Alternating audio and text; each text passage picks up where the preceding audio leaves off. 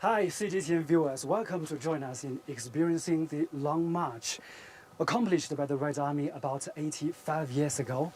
I'm now at Riganqiao Marsh in Hongyuan County of southwest China's Sichuan province. It's one of the most challenging parts of grassland traversed by the Red Army, the precursor of the People's Liberation Army. Now, the location is a part of the Qinghai Tibet Plateau with an altitude around 3,600 meters above sea level. I've been here for 2 days. I'm still adapting to the environment here. I'm suffering a little bit altitude sickness, so I have to try to slow down the pace. Now, as you can see, I'm now wearing the clothes taken by the Red Army during the Long March. I want to introduce to you this very special hat, this octagonal hat. As you can see in the center part, there is a red star. It's a symbol of the revolution. Now, today I'm around a group of local artists. They're from the artist group of the Hearts of Grass. Now, standing by me is the team leader, Sona. So, welcome, Sona. Welcome to join us in this live streaming. 我叫左朗南州，我是宏源县草原之星艺术团的队长。今天呢，我们在这里组织我们的队员，重走红军路。 Okay, so this is the team leader, Sonam, of the artist troupe, and they're gonna experience the Long March journey. Later I'm gonna join them in retaking the arduous journey. 同志们，接下来我们一起唱一首红歌，好不好？ And then I'll present a Red Army song. 夜茫茫，高原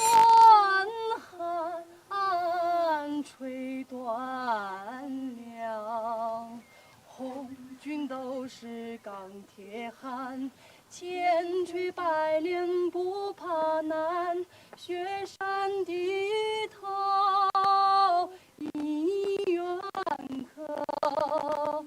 草滩泥毡扎营盘，风雨晴雨不更衣，也在冲击至月间，至月间，官兵一致同甘苦，革命理想高于天，高于天。 Well, thank you so much. So just now, this artist troupe shared with us a beautiful song in tribute to the Red Army. And now I want to share with you some of the lyrics, very, very touching lyrics. So the topic of this song is through the snow mountain and grassland. It goes like this. It was cold on the plateau, and there was snow everywhere. A lack of food and clothing threatened the Red Army soldiers' lives. But our soldiers were very tough on the march despite overwhelming challenges. Even the snow mountains bore heads to welcome them at the army camp on the grass and mud. Wind and rain make their bodies strong, eating grass roots make their will firm. Soldiers stand together through thick and thin. Their revolutionary ideal is higher than everything. So this is really touching song depicting the high spirit of the Red Army during the arduous journey of Long March. So thank you, everyone. Thank you, Sonam. I think I'm ready to join you in experiencing the Long March. 现在呢，我们可以一起来体验一下这个长征经过大草大沼泽的这个场景。好，来，同志们，出发！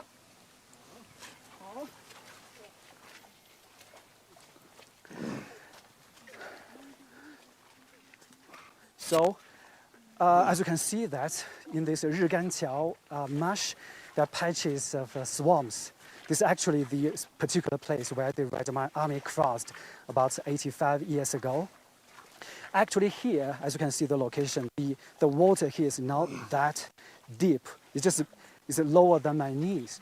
And actually, if you go further into that distance, into the heartland, of the Riganqiao Marsh, you can find the environment very deadly, and sometimes it can submerge everything, the horses, the people, especially during the long march. A great number of people got drawn there. They just fell down and never got up.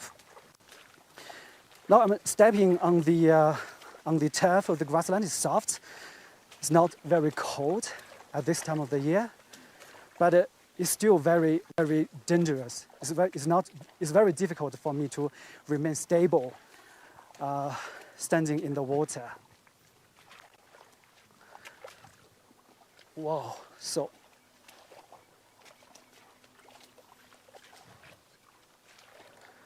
Sona, so is this your first time experiencing the long march? 这是您第一次来体验这个长征，过草地的场景吗？我们已经是第4次。第4次。对。So this has been the 4th time for the team to experience this crossing the grasslands journey of the long march. 您觉得走起路来困难吗？相当困难，而且还特别危险。哦，这个。So it's really difficult to tread on the bogs here. So I want to share with you a little background information. When the Red Army arrived here, actually they are coming from that direction. They kind of scaled over 20 snow-capped mountains with an altitude of over 4,000 meters above sea level. They've engaged with the enemy more than 600 times. They crossed nearly 100 rivers. So this is really difficult situation for them. They are suffering from the physical fatigue. And right here, they may find it's difficult to find food and daily supplies. It's going to be a very, very difficult situation. So Sona, I want to ask you, what kind of feeling do you have experiencing this long march? 那在走长征路哈，你有什么特殊的感受？跟我们分享一下。我们呢以这样重走红军路的形式来感受当年红军战士们的艰苦和艰难，同时呢也体会一下我们今天这样的美好生活是多么的来之不易。Wow, it's kind of by experiencing the long march journey, they are going through the hardship experienced by the Red Army soldiers back to more than 85 years ago, and they know that it's really a terrible thing to enjoy the hard-won achievements nowadays. 那我想问一下，您觉得这个红军长征之所以取得成功，这个关键的因素在哪里？ I'm asking you, what are the secrets leading up to the Red Army's final victory of the Long March? 红原呢是红军长征走过的大草原，革命这个战士们艰苦跋涉的足迹永远的烙印在这片红色的大草原。红军战士们手拉着手，肩并着肩，互相搀扶，克服重重困难，穿越了雪山草地，最后呢是到达了延安。我觉得最主要的原因呢是红军战士们坚定的意志和伟大的革命精神。It's kind of emphasizing the lingering legacy of the Long March to people nowadays. They are going through the hardship together under the very, very tough situations. But they kind of cooperate with each other, overcome every difficulty together, and then finally they arrived at Yan'an in northwest China's Shanxi province, the revolutionary base. So,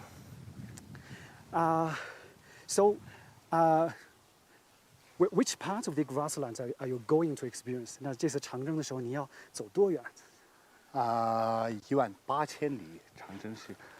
今天你们走的是要整个这个沼泽还有草地的这部分是吧？对对对，还是很希望下次有机会去翻一下雪山，感受一下这样的精神。Okay, so Sonam just told me they're going to experience the marshes and also the other parts of the grasslands, but they are planning to experience the snow-capped mountains someday for a deeper understanding of the arduous journey taken by the Red Army soldiers.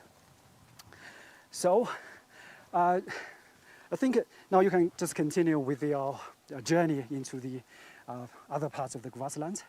I will join you afterwards. Yeah, thank you for joining us. Thank好， you. Bye 再 bye. 见。 Thank you. 好。 Okay. So just now we got a first-hand experience of experiencing the patches of marshes here in this Riganqiao Marsh. I think it's time for us to recap why the Red Army started this long journey and what happened in between. It was carried out by the Red Army, the precursor to the People's Liberation Army, in their fight against the nationalists or Kuomintang, the then rulers of the Republic of China.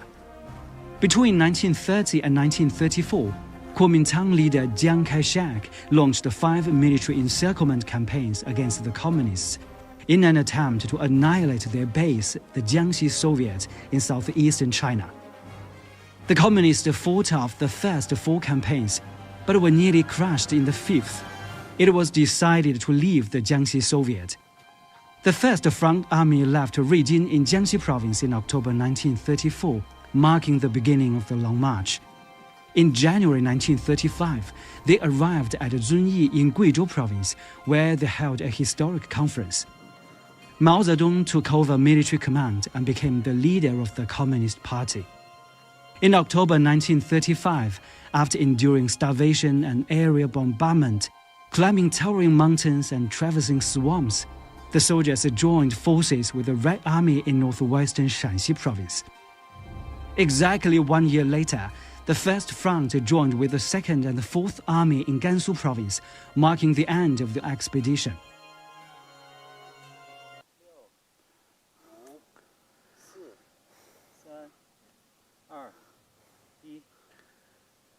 That's really an iconic event in the CPC's revolutionary history. Really arduous journey for the Red Army. Like I mentioned, I'm now in Hongyuan County. In fact, over 90% of the local population are Tibetans. And during the Long March, some of the older generations have kind of connections with the Red Army. And for more stories, I'm joined by Mr. Draco. He's a local Tibetan. So welcome, Draco. Welcome, Judge Delay. Oh, thank you, Judge Delay. Welcome. Okay. Thank you. So this is the Hada scarf. yeah. This is a Tibetan way to welcome the guests, to show noble their guest. warmth. Thank you so much, Judge Welcome. Delay. Yeah. Judge Delay. So, Mr. Draco, can you introduce who you are and tell us more about your hometown? Okay. Hi, everyone. I'm Draco, and I'm from Riganqiao Township, from near here. Yeah. Yep. Oh, just that township, right? Yes. It's really beautiful. Thank you. Yeah. So anything special about the township where you are living? Well, Riganqiao is a Tibetan name.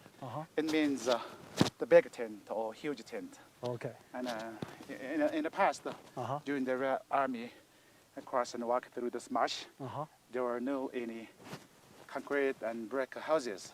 There are only tents because of they're nomads. Okay. Nomads are always, they're just moving and move from one place to another.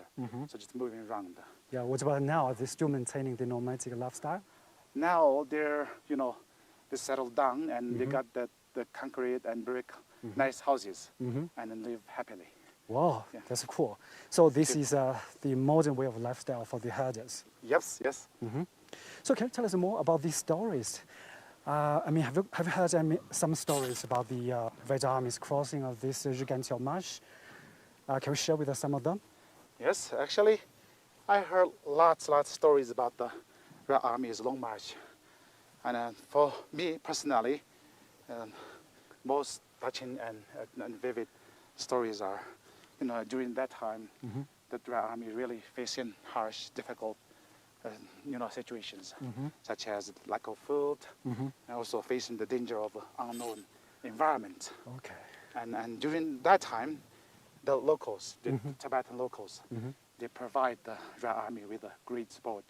They provide the food, Okay. and the barley. What kind of barley? Yeah. Okay. Actually, Oh, you got barley here. this is barley, a typical Tibetan food. So this is food provided by locals to the Red Army and across the grassland. Yes, this is a baked barley. Baked barley. Yes. Oh, can I have a taste? You can taste it. Wow. You see, this is like a millet, right? Yes, yes. Yeah. I want to have a taste of this barley. So it's baked?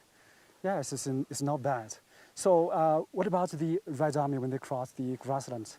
They have the same kind of a barley, cooked in the same way, right? Yeah, you can just eat them.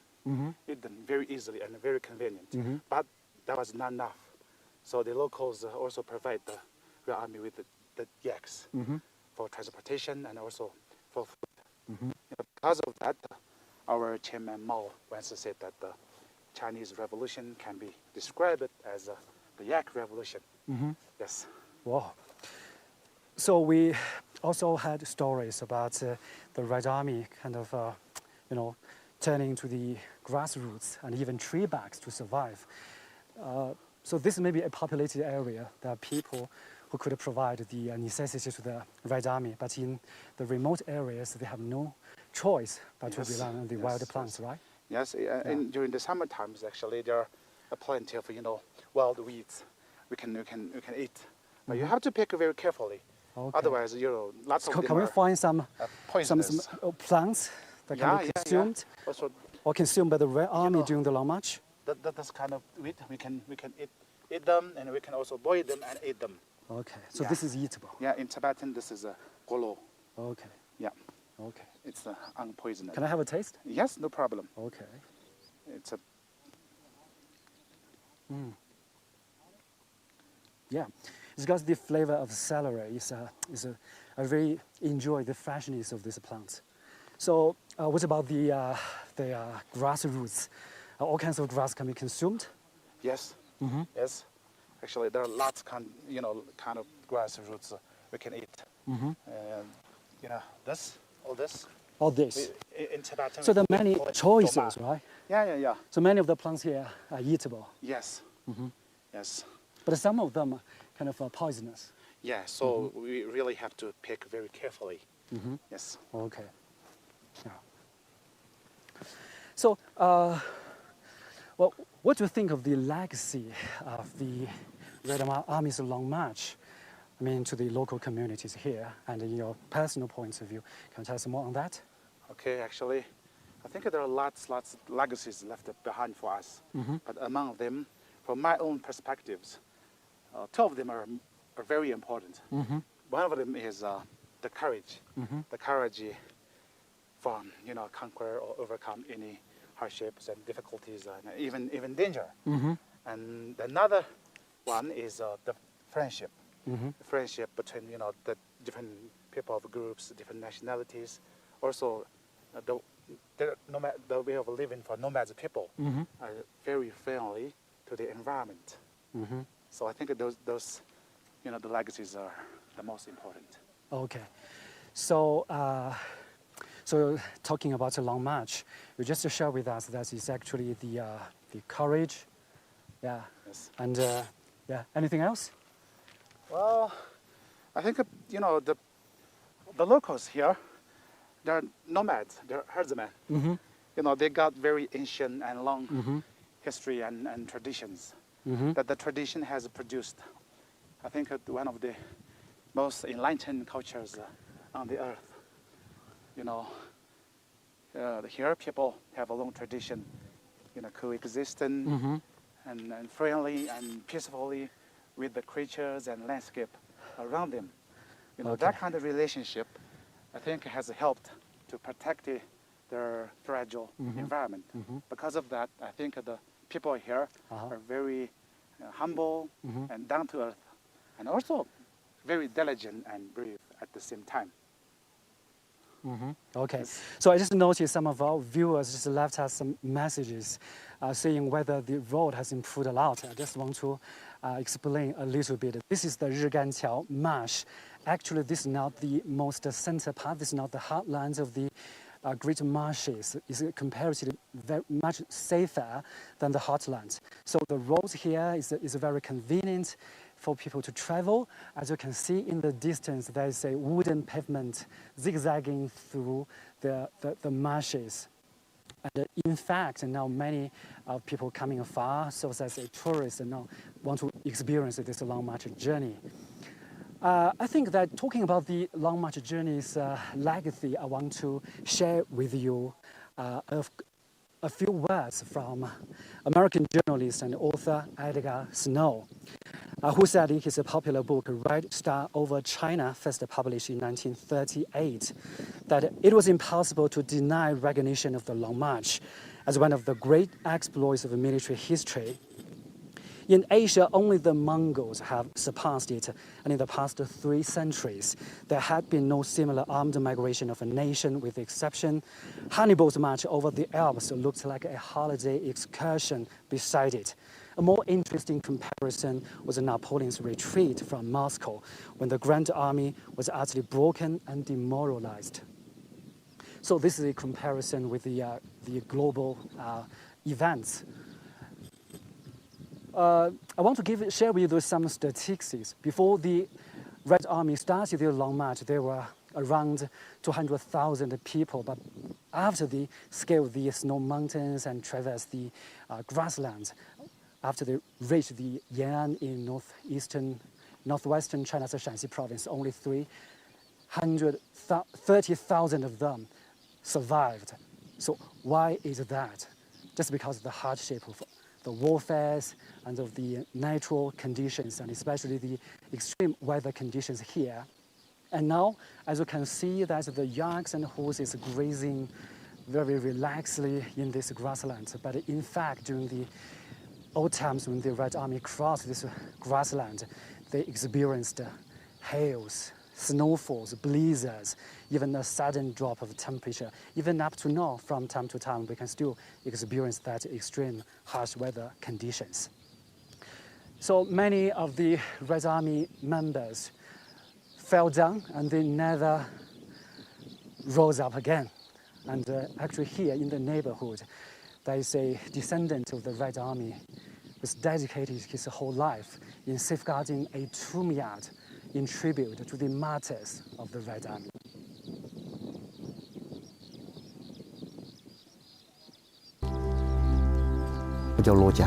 My name's Luo Jianguo, and I've been guarding the Martyr Cemetery for 25 years, not only out of my own faith, but also to commit to a promise to my father. My father was a Red Army soldier called Luo Daxue. There's a lot to say about his experience of following the troops across the grasslands from Bazhong. The soldiers were really tough on the march. A lack of food and clothing threatened their lives.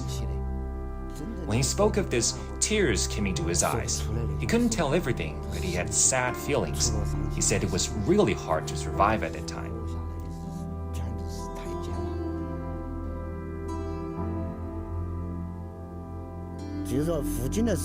My father volunteered to guard the graveyard because of his comrades.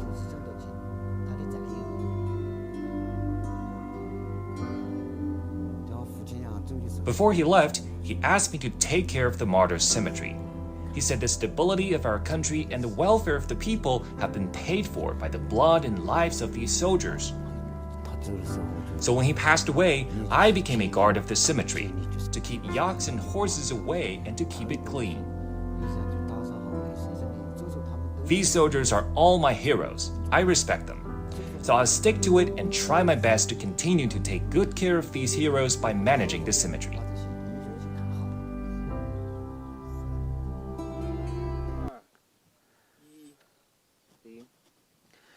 So I'm kind of touched by the job he's been undertaking over the past 25 years. He told me in the interview that he's going to spend the whole life in safeguarding the tomb yards of the martyrs of the Red Army. So, Mr.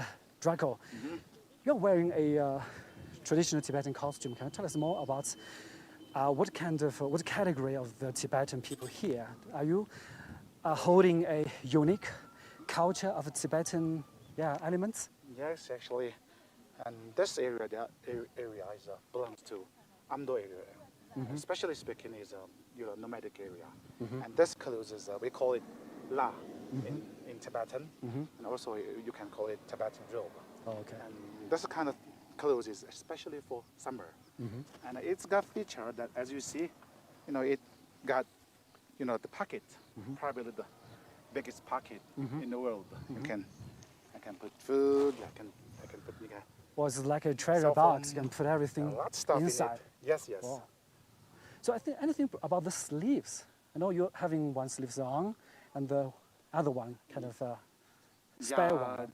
You know, because of today it's really warm, so I can, you know, just take off and very convenient, and also, you know, kind of, you know, the very, you know, because you're a noble guest. Well, thank you so much. We know that in this part of Sichuan province, and your group of Tibetan people actually from the Amdo Tibetans. Yes. So what are the special things of Amdo Tibetans? Well, actually, you know, the different from other regions, from you know, from the Tibet and Kham Tibet areas, probably the most unique feature is our accent.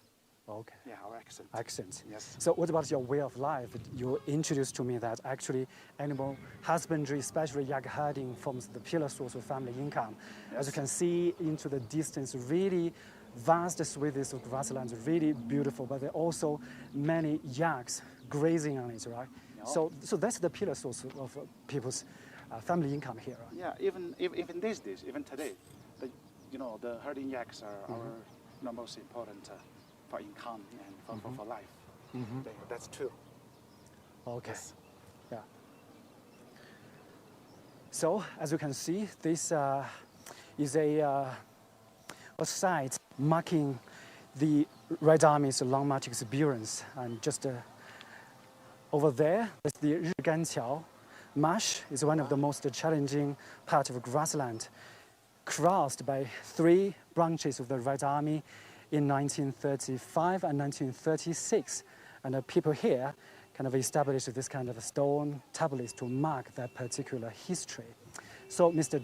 Jacko, can you introduce to us some of the epigraphs inscribed on the stone tablets? Okay. It says that you know, the brave and dedication of the long-lived Red Army. Yes. So that's the bravery. Yeah, that's the most important spirit of Red Army's long march, I think. So that's your answer to the secret of why Red Army achieved its final victory, right? Yes, yes.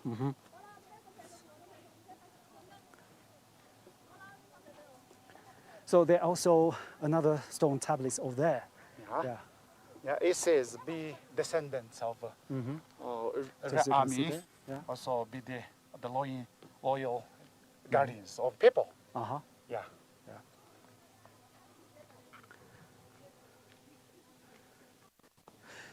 I would just want to introduce Asian viewers into that distance. That's the nearest town, Wachie town. It's pretty close to this Riganqiao Marsh. Like Mr. Jacko explained to us, the name of Wachie is just the big tent, because in the past the people here used to have a nomadic way of life. As you can see here, this place is populated with the local residents and also with the people coming from afar. And as you can see, there are the horses standing over there, and the tourists here can have an experience riding the horses. So, Mr. Jacko, thank you so much for joining us in this live streaming. Thank you. Okay, you're welcome. It's my pleasure. And thank you for this harda scarf. Just the luck. Just did it. Thank you. Thank you. Yeah. Yeah. Thank you. Bye-bye. So I want to take a little bit further into this wooden platform. So they have the local departments have set up this facilities for people to walk by and experience the long march journey accomplished by the Red Army about 85 years ago. So the Red Army is really an iconic event in the CPC's revolutionary history. What's your answer to the secrets of the Red Army's final victory and their final achievements, the final victory in the revolution? Just to talk to several people, the answers are different. Some say it's the courage, it's the friendship, where others highlight the spirit of a very firm belief and a strong will. I think people have a different answer to that long march spirit.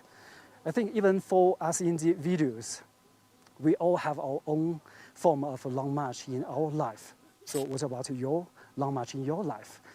No matter how hard it is, I hope you can just accomplish it and make it. That said, I think we come to the end of today's live streaming. Thanks for watching. Bye for now.